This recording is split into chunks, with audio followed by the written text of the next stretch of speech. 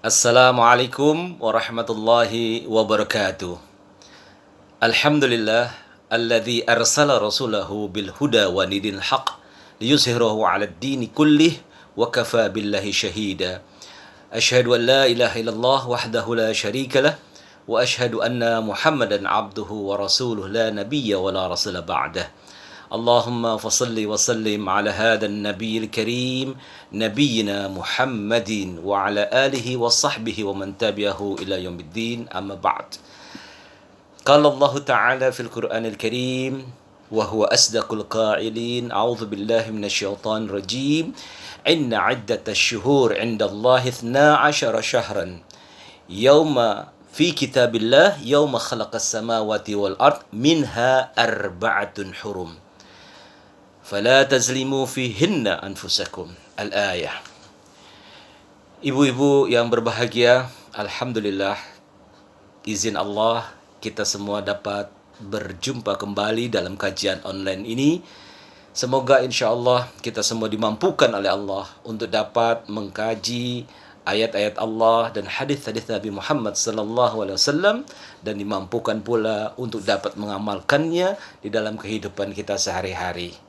Salam dan salam tak lupa kita kirimkan kepada baginda yang mulia Nabi besar Muhammad sallallahu alaihi wasallam yang telah menghantarkan kita, yang telah memberikan uswah hasanah kepada kita untuk kita ikuti ajarannya di dalam kehidupan kita sehari-hari untuk kebahagiaan kita hidup di dunia dan di akhirat nanti. Ibu-ibu yang saya hormati, pada hari ini hari Rabu bertepatan dengan tanggal 5 Rajab. Bulan Rajab adalah salah satu bulan yang dimuliakan oleh Allah Subhanahu wa taala. Bulan mulia itu dikatakan arba'atun hurum.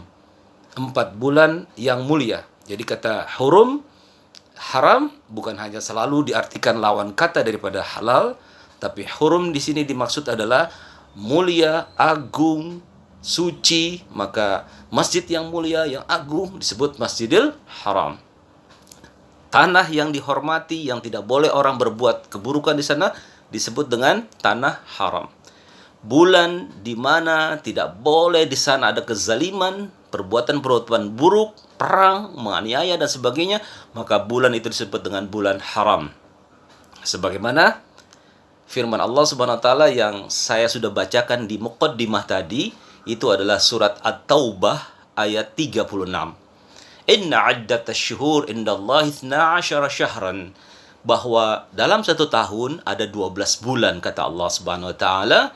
Itu sudah ditetapkan Allah fi kitabillah, di dalam kitabnya Allah Subhanahu wa taala. Sejak di Lauhul Mahfuz sudah ditetapkan bahwa dalam satu tahun ada 12 bulan haram. Dalam hal ini dijelaskan oleh Allah Subhanahu wa taala 12 bulan tersebut minha arba'atun hurum. Di antaranya ada 4 bulan yang haram. 4 bulan haram ini dijelaskan oleh Nabi kita Muhammad sallallahu alaihi wasallam dalam hadis di khutbatul wada, bahwasanya Nabi mengatakan 3 bulan diucapkan berturut-turut, mulai dari bulan ke-11, 12 yaitu Zulqa'dah, Zulhijjah bulan pertama, bulan Muharram, dan yang ke-7 yaitu bulan Rajab. Ibu-ibu yang berbahagia, maka apa yang dapat kita ambil pelajaran dari surat At-Taubah ayat 36 ini? Yaitu dikatakan oleh Allah Subhanahu wa taala, "Fala tazlimu fihinna anfusakum." Dalam bahasa Arab disebutkan bahwasanya ketika ada satu kata yang dimana didahulukan keterangan, maka itulah yang harus diutamakan. Contoh dalam hal ini adalah fala tazlimu, maka jangan kalian berbuat zalim fihinna.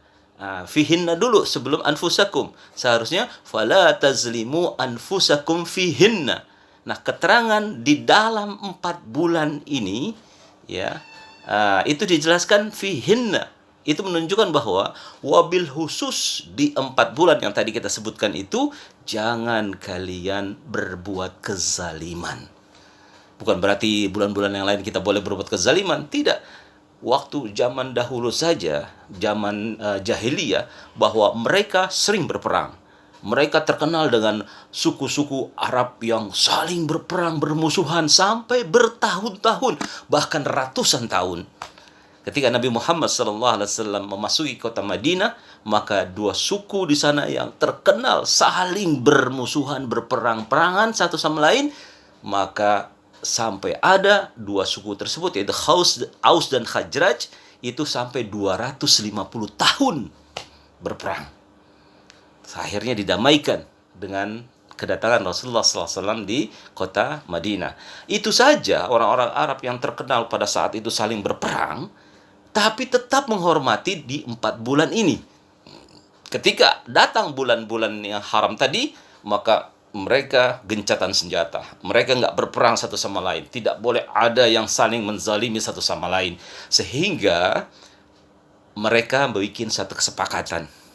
Di dalam kitab sirah sejarah Nabi Muhammad SAW yang ditulis oleh Kiai Haji Munawwar Khalil, disebutkan bahwasanya perjanjian itu disebut dengan perjanjian Hilful Fudul, yang dimana mereka bangsa Quraisy, Mekah pada saat itu bersatu padu untuk bersepakat bahwa mereka tidak boleh berbuat aniaya satu sama lain, tidak boleh berperang satu sama lain. Bahkan apabila ada satu suku yang melakukan kezaliman, pembunuhan dan sebagainya, maka semua suku bersepakat untuk melakukan pembalasan terhadap suku yang berbuat kezaliman tadi.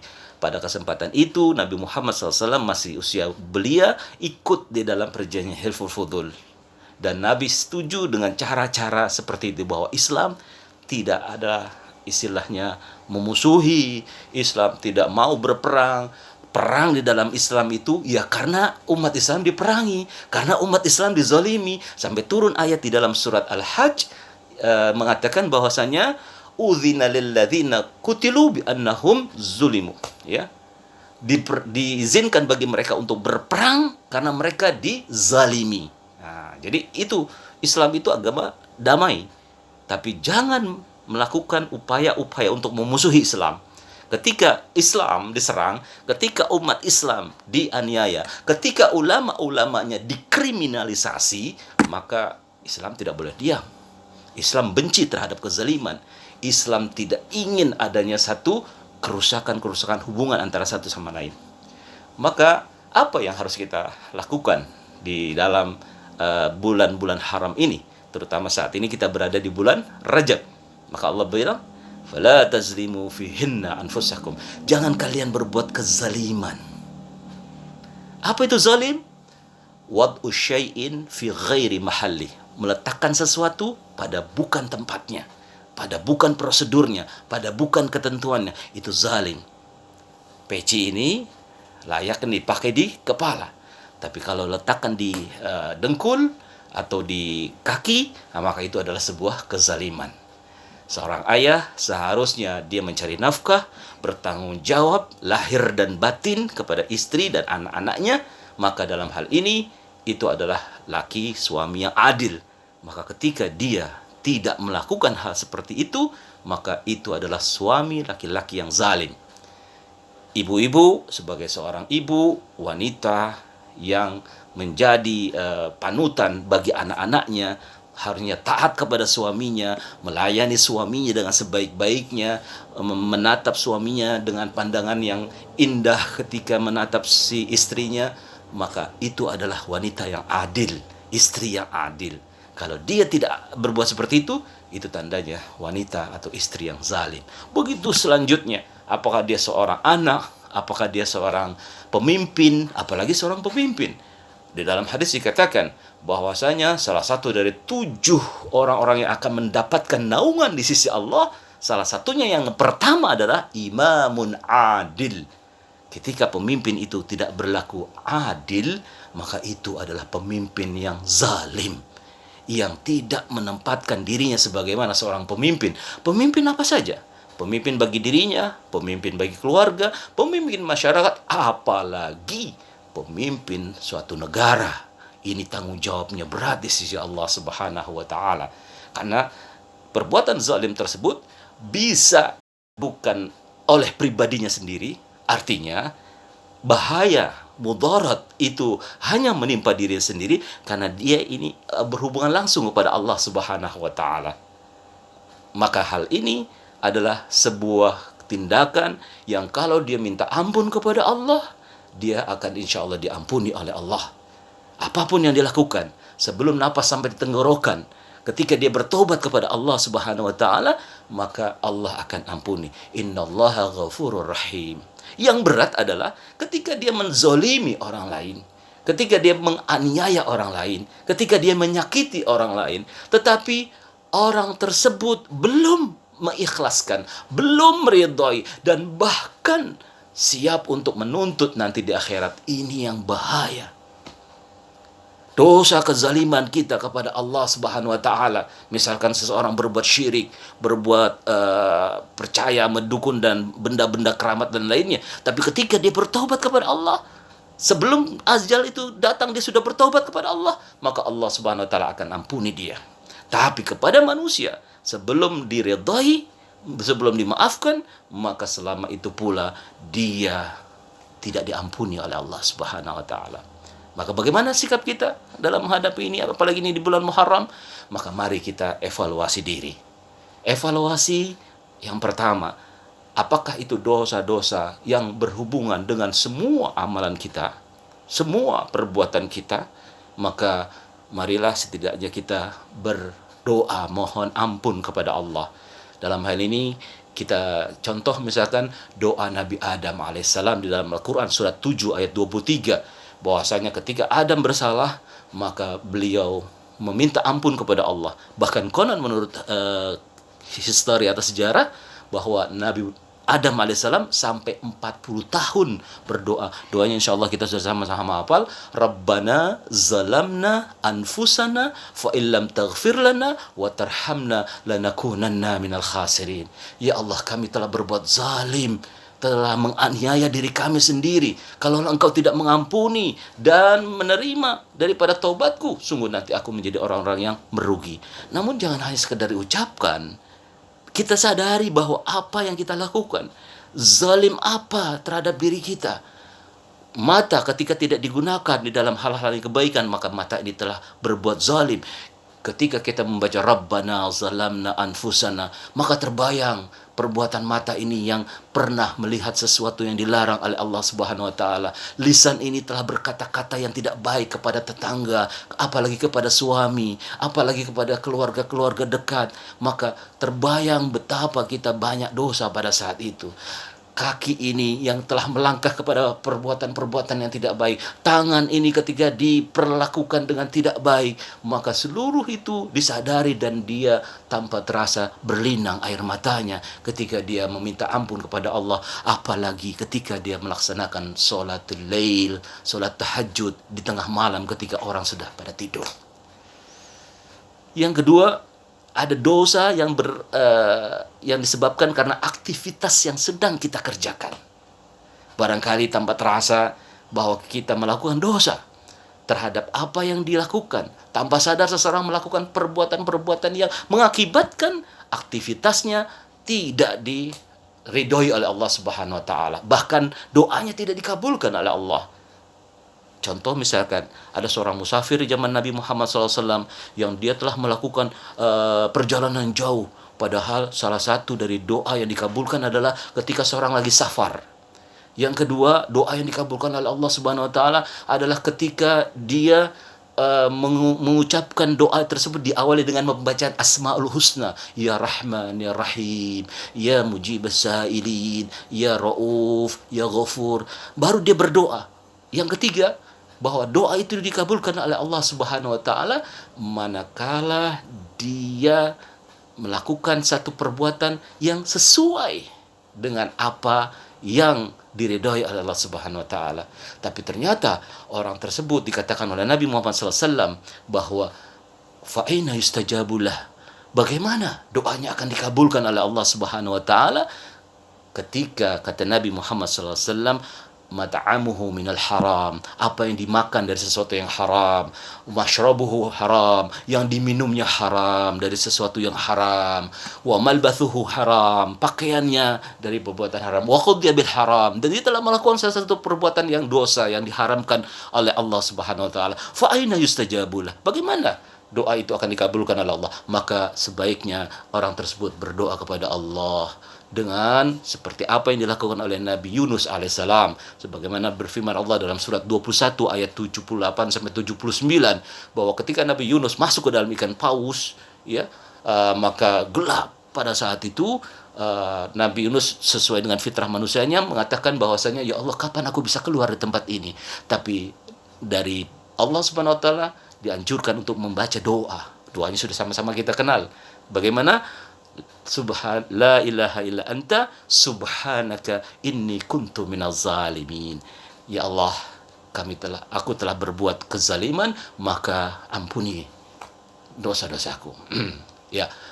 Dalam hal ini, dalam surat 21 ayat 78 sampai 79 dikatakan bahwasanya bahwa Nabi Yunus alaihissalam itu masuk ke dalam perut ikan dan bukan dikeluarkan dari perut ikan. Dalam bahasa Arab dikatakan wa najainahu minal gham.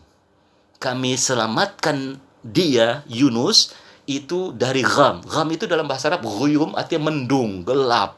Jadi seseorang walaupun dia tidak masuk ke mulut ikan paus, ke dalam perut ikan paus, tapi kalau dia merasakan sesuatu yang gelap, ya sesuatu yang sumpek, yang dia merasa bahwa tidak ada jalan keluar lain, maka hendaklah dia berdoa dengan doa Nabi Yunus alaihissalam. Rabbana la ilaha illa anta subhanaka inni kuntu minaz zalimin. Perbanyak doa itu ketika wabil khusus di bulan Rajab ini. Yang ketiga, bagaimana saat ini pandemi, musibah COVID-19 yang nggak selesai. Kapan selesainya kita nggak tahu. Maka dalam suasana yang pandemi seperti ini, musibah di mana-mana terjadi, maka ingatlah apa yang didoakan oleh seorang nabi yang sangat sabar, Nabi Ayub alaihissalam, ketika itu berdoa, ya, wa nadahu ila rabbih anni massani durru wa anta arhamur rahimin. Ya Allah, aku ini sedang dalam keadaan darurat, dalam keadaan yang buruk, dalam keadaan yang terjepit. Maka ya Allah, Engkau Maha Penyayang. Maka sering-sering berdoa ini. Rabbi anni massani durru wa anta arhamur rahimin. Semoga segala sesuatu yang terjadi dapat diselesaikan oleh Allah Subhanahu wa taala. Musibah ini insyaallah dapat dihilangkan oleh Allah Subhanahu wa taala. Banyak-banyak doa Nabi Adam, Nabi Yunus, dan Nabi Ayub alaihissalam. Kesimpulannya adalah ini bulan Rajab, bulan yang mulia, maka hendaklah kita melakukan amal-amal perbuatan yang pertama, yaitu banyak doa dan zikir kepada Allah Subhanahu wa taala. Perbanyak istighfar kepada Allah di bulan Rajab ini, di mana amal-amal kebaikan dilipat gandakan. Dilipat gandakan. Jadi doa kita berlipat ganda, zikir-zikir kita akan bernilai lebih daripada bulan-bulan yang lain. Begitu pula istighfar kita insya Allah akan diterima oleh Allah Subhanahu wa taala. Yang kedua, tingkatkan amal saleh. Apapun yang kita lakukan amal kebajikan di bulan Rajab ini, maka insya Allah akan dilipat gandakan oleh Allah. Apakah itu dari solatnya, tingkatkan solatnya, wabil khusus solat tahajud di malam hari, melakukan sedekah yang kita keluarkan akan dilipat gandakan oleh Allah melebihi daripada bulan-bulan yang lain. Begitu pula kita melakukan amal-amal kebajikan seperti berbuat baik kepada keluarga, orang tua, dan lain sebagainya, yang itu merupakan kebaikan-kebaikan yang terus-menerus akan ditingkatkan. Yang ketiga, lakukan satu amal yang semua itu tercakup di dalamnya. Apa itu? Puasa. Karena Nabi SAW pernah bersabda, Afdolus siyam ba'da syahri Ramadan as-siyam fi syahrillahil muharram. Bahwa puasa yang paling baik, yang paling afdol di lain atau di luar daripada bulan Ramadan adalah puasa di bulan-bulan haram. Ini bulan Rajab, bulan salah satu daripada bulan yang haram. Maka berpuasa itu sangat baik di bulan Rajab. Namun ingat, bukan berarti kita ikuti itu hadis-hadis palsu yang mengatakan siapa yang berpuasa di hari pertama akan dapat ini, hari kedua akan dapat itu, hari ke-8 dibukakan pintu-pintu surga, hari ke-9 misalkan ditutup pintu-pintu neraka. Itu semua tidak ada dalilnya. Bahkan palsunya, saking palsunya, di kitab palsu pun tidak ada hadis tersebut. Maka dengan demikian, mari kita amalkan amalan-amalan yang udah jelas-jelas sunnahnya. Apa itu? Puasa. Jangan dibilang puasa Rajab. Berpuasa sunnah di bulan Rajab. Puasa hari Senin. Besok hari Kamis. Puasa lagi hari Kamis. Nanti ada 3 hari di tanggal 13, 14, 15. Itu kita berpuasa. Dan seterusnya. Sehingga insya Allah kita melakukan satu amal yang benar. Malah jangan melakukan perbuatan-perbuatan yang tidak ada dalilnya, tidak ada hadisnya dari Nabi kita Muhammad sallallahu alaihi wasallam.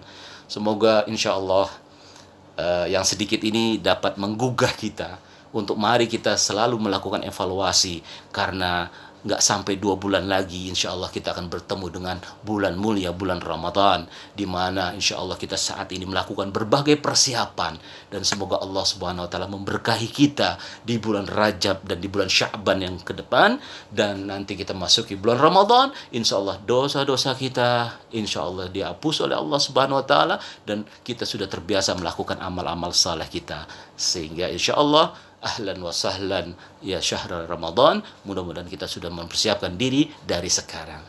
Itulah yang bisa saya sampaikan. Mudah-mudahan bermanfaat bagi kita semua. Mohon kita semua dapat menjalani hal-hal yang tadi saya sebutkan. Insya Allah kita melakukan banyak kebajikan, banyak berdoa dan berzikir, dan melakukan amaliyah yang paling disukai oleh Allah Subhanahu wa taala, yaitu puasa. Semoga Allah Subhanahu wa taala meridhai kita semua. Hadanallahu wa iyyakum ajmain. Subhanakallahumma bihamdika asyhadu an la ilaha illa anta astaghfiruka wa atubu ilaik. Wassalamualaikum warahmatullahi wabarakatuh.